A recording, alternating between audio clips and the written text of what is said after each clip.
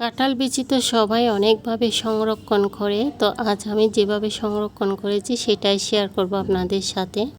আজ আপনাদের সাথে ঝামেলাবিহীন একটা কাঁঠাল বিচি সংরক্ষণ করার উপায় দেখাবো। অনেকে হয়তো করেন, আবার অনেকে হয়তো এটা জানেন না। তো এরকম যদি কাঁঠাল বিচি থেকে যায় যে খাওয়া যাচ্ছে না, আবার হচ্ছে থাকতে থাকতে নষ্ট হয়ে যাচ্ছে, তো আমার এই কাঁঠাল বিচিগুলো একেবারে নষ্ট হয়নি, তরতাজা। শুধু দুই একটা মাঝে মধ্যে হচ্ছে একটু পচে গিয়েছে আর কি, কিন্তু তরতাজাই আছে, মানে শক্ত শক্ত আছে আর কি, একটু হচ্ছে মানে হয়নি, উপরের ছোলাগুলো হচ্ছে লুজ হয়ে যায়নি। তো আমি কি করলাম, এভাবে যদি আর কয়েকদিন রেখে দিই হয়তো কাঁঠাল বিচিগুলো ফেলে দিতে হবে, নষ্ট হয়ে যাবে। তো নষ্ট করব কেন, সহজে জিনিস নষ্ট করা একেবারেই পছন্দ না। তো আপনারাও যদি এই উপায়ে কাঁঠাল বিচি হচ্ছে সংরক্ষণ করে রাখেন, আপনারা হচ্ছে তরকারি দিয়ে, সবজি দিয়ে, শাক দিয়ে রান্না করে খেতে পারবেন। এই দেখেন আমার এতগুলো কাঁঠাল বিচির মধ্যে একটা কাঁঠাল বিচি হচ্ছে একটু পচা পড়েছে।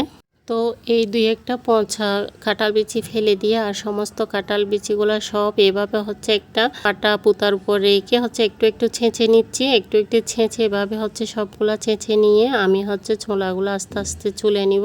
কারণ হচ্ছে আমরা যদি এগুলা ছুলে ভিজাতে যাই তাহলে ডলতে যাই, ঘষতে যাই, মানে পরিষ্কার করতে যাই, আমাদের অনেকটা সময় লাগবে। তো আমরা হচ্ছে একেবারে ঝামেলাবিহীন এই কাঁঠাল বিচিগুলা সংগ্রহ করে আপনাদেরকে দেখাবো। আশা করছি আপনাদের পছন্দ হবে। যারা হচ্ছে তরকারি দিয়ে, শাক দিয়ে, সবজি দিয়ে হচ্ছে কাঁঠাল বিচি দিয়ে রান্না করে খান, তাহলে তাদের জন্য এই মানে পদ্ধতিটা একেবারেই উপযুক্ত মনে করি। তো আমি এখানে হচ্ছে কাঁঠাল বিচিগুলা এভাবে হচ্ছে ছোলা থেকে আলাদা করে নিচ্ছি, চিলাগুলা ছিলে নিচ্ছি আর কি। এভাবে প্রতিটা কাঁঠাল বিচি ছিলে নিয়ে আমি আলাদা করে নিয়ে তারপর হচ্ছে সংরক্ষণ করব। তবে আমার মতো যাদের হাতে একেবারে সময় থাকে না তাদের জন্য এই বিষয়টা, যাদের হাতে সময় আছে তারা হচ্ছে চাইলে এভাবে কাঁঠাল বিচি গোটা অবস্থায় ধুয়ে ঢোলে ঘষে পরিষ্কার করে রাখতে পারেন। তবে আমি হচ্ছে কাঁঠাল বিচি শাক দিয়ে রান্না করে খেতে বেশি ভালোবাসি। আমি শাকের মধ্যে শাক রান্না করার সময়, শাকের ঝুল রান্না করার সময়, ঝুল শাক রান্না করার সময় আর কি, আমি এভাবে কাঁঠাল বিচি ছেঁচে দিয়ে থাকি। এভাবে শাক রান্না করলে অনেক মজার হয়। এই ফাঁকিবাজি কাঁঠাল বিচি সংরক্ষণ করতে আপনার বেশিক্ষণ সময়ও লাগবে না। যেমন এইভাবে ছেঁচে নিয়েছি, তো তারপর ছোলাগুলো হচ্ছে তুলে নিচ্ছি, বেশ আধা ঘন্টা 20 মিনিটের মতো হয়ে, মানে আধা ঘন্টায় লেগেছে আর কি মোটামুটি সব কিছু মিলিয়ে। তো আমার হচ্ছে সব কাঁঠাল বিচি এভাবে হচ্ছে আমি সংরক্ষণ করে নিয়েছি।